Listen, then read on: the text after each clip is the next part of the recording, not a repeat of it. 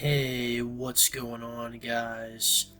It's the Ancient Greek here, and today we're going to be talking about the Seleucid Dynastic Wars, and let's jump right into it. So, the whole bad situation with the Seleucid Empire really starts with the defeat of Antiochus III the Great and the Treaty of Abomea. So, the Treaty of Abomea basically made the Seleucid Empire have to pay tons of money to the Romans and give up all their holdings in Asia Minor. And it also resulted in the loss of many of their eastern provinces. And Parthia is the big faction that would be rising up in the east and constantly pushing against the Seleucid Empire and causing a bunch of problems for them. So, later, after Antiochus III's rule, Antiochus IV rules, and then Antiochus IV has a son named Antiochus V. So, Demetrius I is returns from Rome as he was held hostage because Rome required that a member of the royal family be held hostage for every king's reign. And Demetrius I returns from Rome at this point, and he has Antiochus V and Antiochus the Fourth's regent, the Antiochus the Fourth's regent that he had set up to watch over Antiochus V because he was just a boy during the Fourth's reign. He has the regent Lysias killed as well. So Antiochus V and Lysias are both killed by Demetrius I. So Demetrius I is really who kicks all of this off. So Demetrius I's rule wasn't really the most popular, but he still had a solid rule over the whole Seleucid Empire. And the former finance minister Heraclides of he was the former finance minister of Antiochus IV. He put forward Alexander Balas, a new candidate who was actually sent to Rome and officially honored and accepted by Rome as the heir to the Seleucid Empire. Alexander Balas, ends up returning to Syria and gathering a bunch of support to fight Demetrius I. So, Alexander Balas is now threatening Demetrius I from the south, as well as his ally Ptolemy VI of the Ptolemaic kingdom. From the north, Demetrius is also threatened by Pergamon, who's taking advantage of this whole situation and allying with Alexander Balas, and Xenophanes, who is a Seleucid rebel from Cilicia, or Kilikia, however you want to pronounce it, who's also in the north, allying himself with Alexander Balas. So, Demetrius I is eventually killed, and Alexander Balas captures Antioch and establishes himself as the ruler of the Seleucid Empire. So Demetrius II is one of a few sons of Demetrius I, and he ends up being the most significant pertaining to this period. So Demetrius the II allies with Ptolemy VI, and at this point Pergamon and the other guy who was Xenophanes, they dwindled away in power and they take a step out of this story. So right now it's just Demetrius II and Ptolemy VI. So they ally against Alexander Balas. Alexander Balas is becoming increasingly unpopular at this point because he's focusing on pleasure and decadence and not really on the prosperity of the Seleucid Empire that he so claims to be the ruler of. And Ptolemy and Demetrius fight Alexander Balas. When Alexander Balas becomes confident, raises an army, and thinks he's going to win, he gets defeated by Demetrius and Ptolemy VI. Ptolemy VI cracks his skull in the battle and gets sent back to his kingdom, where he dies at the hands of his surgeons. Demetrius II is now the victor and ruler of the Seleucid Empire. Demetrius II is convinced by his advisors, like the commander of his mercenary army and also the commander of his Syrian army, to disband all the Syrians and most of the mercenaries. Demetrius II does so, and he becomes very unpopular because he did it. And he ends up having to send Cretan mercenaries to put down a terrible revolt happening in Antioch that's bringing complete chaos to the city. The Cretan mercenaries are actually supported by Jewish troops that were sent by a man named Jonathan Appius, who was a former ally of Alexander Belas before Alexander Belas was killed after he lost to Demetrius II. So Jewish troops and Cretan mercenaries put down this rebellion brutally. They massacre the rebels. It's a total chaotic disaster. And Antioch itself burns during all of this chaos. So a new man rises up and takes advantage of all of this, and his name is Diodotus Tryphon. Now, Diodotus Tryphon is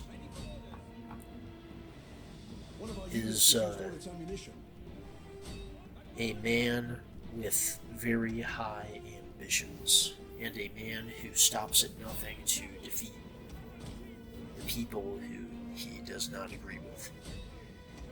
So he made his move against Demetrius II in 144 BC, and he had a lot of strength from the regions that he was gathering support from, because he actually had control over this region called Larissa, which was actually the headquarters of the 1st Gemma cavalry of the Seleucid Empire, and it had a very large Greco-Macedonian population. So he had the military advantage, and he moves, besieges Antioch with the support and army that he's gathered, and he captures it. Demetrius II is pushed out at this point to the periphery of the empire, which mostly remains loyal to Demetrius. Babylon wavers a little bit, but eventually Babylon accepts Demetrius II as their ruler. So at this point, the Jews join Tryphon, hoping to create an independent Judean state. Demetrius II engages the Jews and defeats them, and Antiochus VI, who is a boy, is underneath Tryphon, and Tryphon is using Antiochus VI to appease and maintain control over the population of the Seleucid Empire. Antiochus VI dies after Demetrius defeats the Jews, and Tryphon fears Jewish independence due to their growing nationalism, and he has Jonathan Appius, who was that former friend of Alexander Belas, captured and executed. And he actually tries to invade Judea afterwards, but ends up failing due to poor weather conditions. So, after this, Diodotus and Demetrius both come down and engage each other. So, Demetrius has a force that's pro-him, coming out and engaging Tryphon's force between Ptolemais and Tyre. But as they were marching along the coast, after the Tryphon comes down and he routs the pro-Demetrius force, and Tryphon's army pursues the force all along the coast. But during this pursuit, a gigantic tidal wave sweeps in and completely annihilates Tryphon's forces. So, Demetrius the Second, Demetrius the Second moves to the east at this point to try to combat the increasing Parthian push that the Seleucid Empire is receiving from the east as the Parthians grow in power. He gets captured by the Parthians, and this creates a kind of power vacuum in the Seleucid Empire, at least a half power vacuum in the periphery. One of our units has used all its ammunition. And Antiochus the Seventh, the brother of Demetrius the Second, rises up, marries Demetrius the Second's wife to secure his legitimacy, and defeats Tryphon. So with Tryphon defeated, he flees and commits suicide. And Antiochus the Seventh famously tries to reclaim the East, but that in itself deserves its own video, and I will be skipping that part for now. So I'll be getting to the part where Demetrius the Second comes back, retakes the throne. A man named Alexander Sabinus comes around and defeats Demetrius the Second and takes the throne. Now, at this point, a man named Antiochus the Eighth comes out, defeats Sabinus, and all of these things happen with Antiochus the Ninth and Seleucus the Sixth fighting each other, and it all pretty much ends with a man named Antiochus the 13th. Now, Antiochus the 13th, after all of these wars, and at this point Syria is literally, the Seleucids are literally reduced to Syria, and even that is divided between all these different kings that are popping up and fighting wars against each other. One faction rules over the other, and Tigranes the Third, the Great,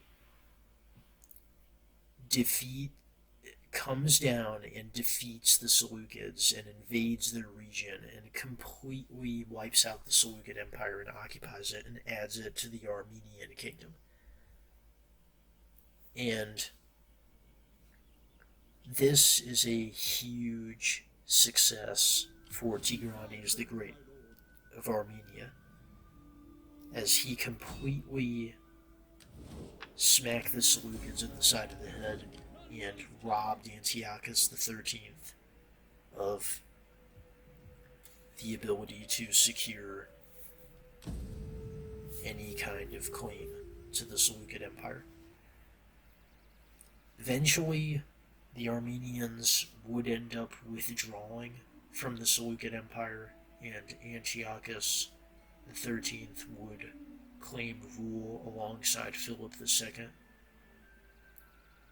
who controlled another fraction of the empire.